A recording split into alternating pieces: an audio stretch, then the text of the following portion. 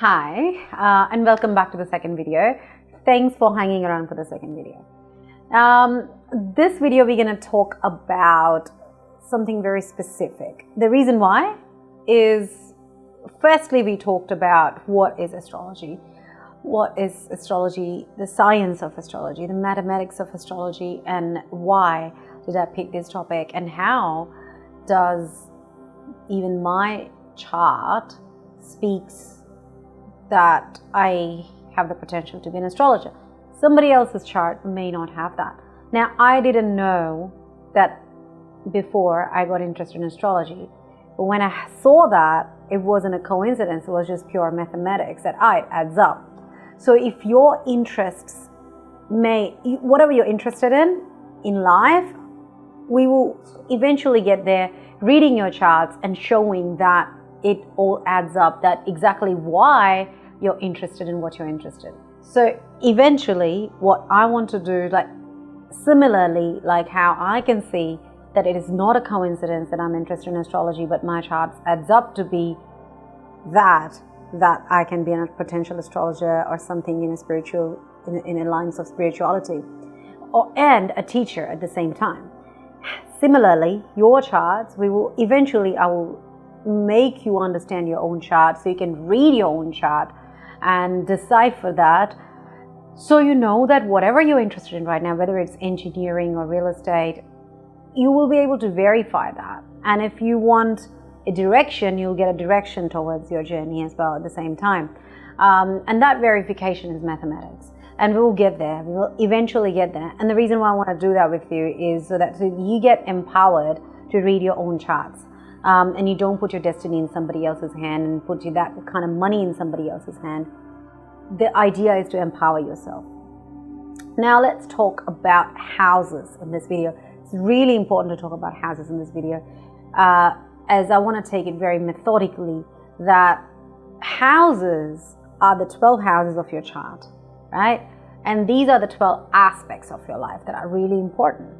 And what comes next are the planets that are transiting during your birth time and birthplace, based on where you're placed, what's aspecting it, and what is the sky like in that from where you're born, and where are the planets transiting at that time.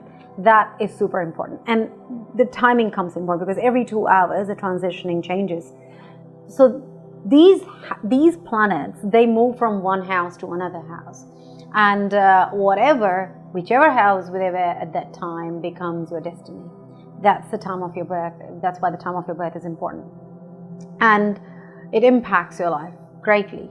So they can be sitting in enemy house, they can be sitting in friendly house, they can be sitting in their own house, they can be exalted, debilitated, they can be sitting with a friendly planet, 2 planets can be sitting in, 3 planets can be in conjunction in one house, or even more. And maybe we'll talk about all of that complicated things later. And that's what decides that what does that house stand for, what's the nature of that planet, and how does the combination of those 2 impact. Now when then conjunction comes into practice, how does that impact? And then comes the nakshatras. So nakshatras are the 27 constellations, and they are the most important thing in your life because they decide the nature. It's the Rashi or your zodiac sign. So that is not a transition. It defines the nature of that house. That this house signifies that. That's a fixed asset. But the Rashi will signify the variable asset, that this house means sorrows, or this house means your enemy. Your 6th house is your enemy, but it's sitting in Pisces. And what does that mean? Pisces is a water sign. So it brings the instability, or it brings the depth. Your enemies may be smarter even if it's sitting in Pisces, because Pisces is really smart. It's depth, it's ocean. It's the fish of the ocean. And it's a movable sign. So they may or may not stay in your life. So that's how the nakshatras define that, the nature of that house, and how that house will show up in your life, how that aspect will show up in your life as. So let's talk about the first house. First house is calculated anti-clockwise. So on a rectangular square chart, your first house, you will calculate it, the trikona, and then there are Kendra houses, which we'll talk later. But the first house is your personality, everything that you are. And we will go anti-clockwise. The clockwise is this way: first, second, third, 4, 5, 6, 7, 8. And the numbers that you will see in your chart are not your house numbers, they are your Rashi numbers. So please ignore them. If you are opening your chart right now, don't worry about your the numbers that's written on it. Right? Just ignore it right now. The first house is from the middle, from the top, and that is your personality. Whatever your inner desires, who you are, how do you show up to the world, how do you speak, how do you talk, how do you make friends, what kind of relationships you have, even your hair or the way you dress up, what do you prefer, what kind of perfumes you prefer. Everything that is you, your inner personality, is your first house. And now what planet sits there would define how that personality shifts and change, and how every person is different. If there is no planet there, we will talk about that later as well, and how that house becomes vulnerable without a planet. But there is so much to it. So first house is you, yourself, your personality. The second house is the house of career. The second house is also the house of resources, the house of acquisitions. So whatever your gains are, whatever you'll make in your life, the money you'll make, even the wealth that you will make. And the wealth is basically your wealth. It's not an inherited wealth, but the second house, so it's a lot to do with your profession. It's a lot to do with your career. The second house is also to do with your face, what your face is like. It is different from your personality, right? So and your food habits and your immediate family. And your immediate family is usually your spouse or your mother or your father. That immediate surroundings, what they are. However, we have separate houses for your siblings and everything as well. But this is your immediate family. So this can be your siblings, and this can be all your food habits. And based on what planet is sitting in there, it will define whether you're going to have really good food habits, or you're going to have an addictive personality, that you get addicted to something really easily, whether you get super addicted to sugar really easy or not. This house, you can actually check what's sitting in there, what's the conjunction, etc. Or sometimes this can also show your hidden wealth, like where is your hidden money, or where should you tap into in your profession, which area you should tap into with your profession, whether this house is empowered or not in your chart. So you can understand a lot about this, about money in your life through this house. So we're going to come to our third house, which is my favorite house. It's adjacent to the second house, the house of talents, house of writing, house of publishing, house of Vela, house of communication, and house of younger siblings. So the reason why it's my favorite house is because the universe speaks very clearly, and it shows that it's adjacent to your second house. So talents, communication, writing. You can be, if this house is empowered, you can be a great writer. If this house is empowered, you might be one of the best communicator in the world. If this house is empowered and in the planets here are in favor, you can be making money through your talents. You can be making money through your younger siblings. So this house can give you plenty of resources that are in your immediate surroundings, whether it's your talent, your communication. This house also signifies long distance travel, by the way. So, and by long distance travel, I mean that it doesn't have to be foreign land. It can be the land within your country, but if it's two different states, it's a long distance travel. So the reason why is because back in the days, people didn't used to travel. Not everyone used to travel internationally. So when those times were active, if you go to another state, it's also considered long distance. So we're going to also consider that. If this house is empowered, you could be very prosperous through long distance. People could be knowing you through long distance traveling. A lot of fame, money, empowerment, friends, support, resources can be coming through long distance. So think about this house as loaded resources, where some from your talents that you're born with. And if you're not sure of what your talent is even now, you can explore that through this house based on the position of this house in your chart. And we will talk about it later. Let's move on to our fourth house. Fourth house. The fourth house is about your mother. Anything to do with your mother.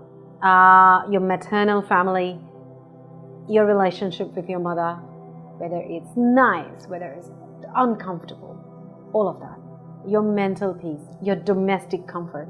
If you're comfortable in your house, what are the domestic comforts around you? What is your house like?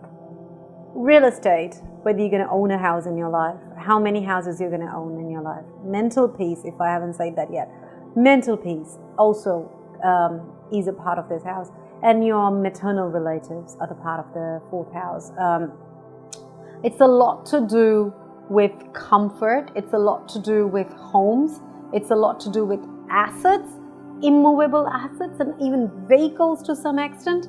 So anything motherly, comfortly, whether you're going to have a very comfortable home, whether you're going to have discomfort in your house, whether you're going to have a beautiful couch or luxury, what planet sits in here would decide that what kind of comforts you're going to have around your mother, what kind of comforts you're going to have around your home, etc. So this is what the fourth house stands for. And now we are moving to the fifth house, which is quite an interesting house, which is the house of education. So the house number 5 speaks about your intellect, your intellectual creativity. What kind of a creative person are you? How creative are you? This can also specify a lot of creative fields in your life, by the way. Like if you're a painter, etc., etc. How creative can you get? House of children. This is also considered to be the house of children. And my favorite of all, number 3, which is so real, and I've had this amazing experiences through this house. This is the house. House number 5 is what actually got me personally into astrology. My house number 5 is what got me into astrology, because I had so many questions around my life that we all do in some or the other area. And my life had questions that were, I think, intertwined in house number 5. And I didn't know at that time. And when I learned astrology, I knew that, this is why my life's like that. And this is where I can go from here. So it kind of threw a fog light in my life. So it's siblings, past life karma. It speaks about your purva karmic accounts, and your punya speculations, which is your future speculations of how your karma is going to decide your future life. So your past life karma. So your house number 5 will show, whoever sits in your house number 5 will tell you whether you have done good karma or bad karma in house number 5. And then let me tell you one thing, if just to make it humorous, I have Saturn in my house number 5, and that definitely means that I was a bad guy in my past life. So I've done something notorious, and it is what Saturn does is something really interesting. It would beat you up, but once it's done beating you up in that area of the house number 5, it makes you work hard. It makes you do discipline. It creates a discipline, and then it gives you the blessing of the punya for the same life. And that's how house number 5 works. Now, house number 6. It's a little scary house. I call it the malefic house, or it is also called the malefic house in astrology. It's actually the house of animosity. It's the house of difficulties. It's the house of sorrows. It's the house of court cases, diseases, payback. Something that you need to pay back to somebody from your past life. Or the house of debts, when you say payback. So there's debts, the house of debts as well, and enemies, your diseases, your health, your mental health, your physical health, especially your physical health. So this house speaks of all these things in terms of your health and wellness. Now, based on how this house is positioned, what planet sits here will decide whether or not this house is going to be really helpful in terms of all these areas or not so much. So it doesn't mean jail. It does mean court cases, but it doesn't necessarily mean jail, because jail, this is not a house for jail, but there is a house for jail, which we will talk. But however, so if you're going to have court cases or not in your life, and do you have debts? You're going to have a lot of debts. You're going to benefit, it's not always negative. Whether you're going to benefit from your debts or you're going to actually lose money with your debts. Debt can be very, very beneficial. If you have certain kind of debt, right, that certain kind of debt that is really beneficial, like for example, you have a mortgage on this house, but then you're making a whole lot of money on the appreciation of that house, a whole lot of money on rental. It's a benefit debt. Or you're going to have a business loan, but then you took that business loan, but you minted money out of it, because that was the most essential devil that you had to dip into for your business to be exalted to the next level. That's a benefit debt. Now, whether or not you're going to accumulate benefit debt or or a malefic debt in your life, this house will decide. You're going to have a lot of enemies, or you're going to have not a lot of enemies. That's how they will decide. Whether you're going to have beneficial enemies, and yes, that exists. The more enemies you have, the more stronger, powerful, and mighty you will become. There are certain positions of the planets that if the more enemies you have, the more successful you are. And I know somebody's chart that I've studied in depth, that person is currently the Prime Minister of India, and his house number 6 is positioned so in certain way that the more enemies he have, the stronger he becomes. So if you have that or not, if your enemies are going to be malefic to you or not, that is what this house will decide. And your health, how you need to look after yourself, how do you need to look after your health, and in which areas you need to be very careful. So we will go in depth when we will start talking about the planets. Now let's go to house number 7. So we spoke about house number 1 to 6 in this video. Now this video is getting really long and tedious, so I'm going to give you a breather, and let's talk about 7 to 12 in the part 2 of this entire video. And if you're enjoying it, keep going and keep understanding about your life path. And if you want to know more about astrology, subscribe to this channel.